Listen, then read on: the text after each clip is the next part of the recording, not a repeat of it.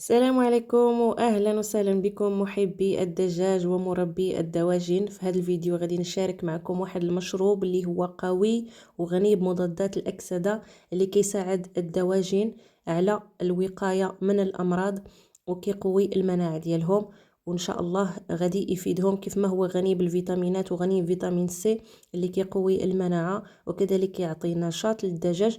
المشروب جد سهل ومتوفر في كل بيت. خليكم مع الفيديو باش تشوفوا الطريقه وداوموا عليها، وان شاء الله الشرح غادي يكون بالتفصيل. خليكم معنا وفرجه ممتعه.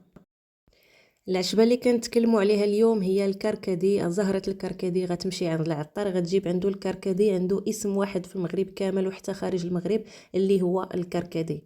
متوفر ومعروف، اللي ما كيعرفوش كيكون بهذا الشكل هذا، وريقات اللون ديالهم احمر غامق.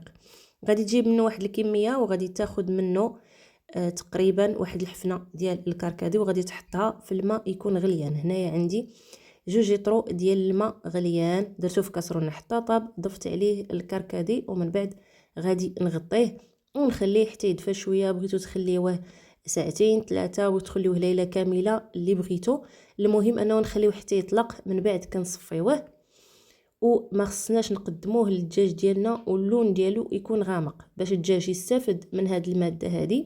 من المواد اللي كاينين في هاد العشبه هذه خاص المشروب ديالنا ما يكونش غامق، انما غادي نخففوه مازال بالماء ملي غادي نقدموه ليهم. كما قلت لكم ممكن تخليوه حتى للغد ليه، يعني ترقدوه في داك الماء وتخليوه حتى للغد ليه اللي بغيتو، واللون ديالو كيجي بهذا الشكل هذا. من بعد كناخذوا الشرابات ديال الدجاج ديالنا تنغسلوهم مزيان وكنعقموهم. ضروري جدا اننا نعقموهم قبل ما نقدموا لهم اي دواء او لا اي مشروب او لا حتى غير الماء بوحدو. ضروري دائما كل نهار نحاولوا نغسلوهم ونعقموهم، يا اما بالملح يا اما بالليمون يا اما بالكلور، ولكن ما نكتروش من الكلور اللي هو جافيل. ملي كنحطوا ولا كنفرغوا هذا المشروب في الشرابات كنضيفوا عليه الماء اللي هو بارد عادي، كنخففوا المشروب حتى كيولي شفاف، كيولي اللون ديالو خفيف، ما كيكونش غامق، لانه فاش كيكون غامق كيأثر على الكبد ديالهم. وكيف ما كتعرفوا راه الاعشاب بحال الادويه، هي قويه في المفعول ديالها.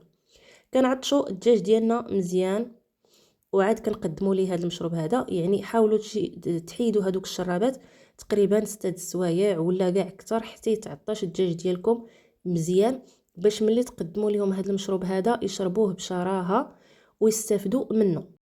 كنحاول ما امكن انني ما نطولش عليكم، خير الكلام ما قل ودل، تاخذوا المعلومه في وقت وجيز. ودابا غنخليكم مع القطيع الاول والثاني والثالث، وان شاء الله جربوا هذا المشروب هذا وقدموه ليهم يوم يوم لا او يوم ويومين لا للوقايه. ما هذا ليس بعلاج، انما وقايه من الامراض، لان الدواجن من الطيور اللي سهله انها تصاب بالعدوى والانفلونزا والفيروسات، لذلك الوقايه خير من 1000 علاج.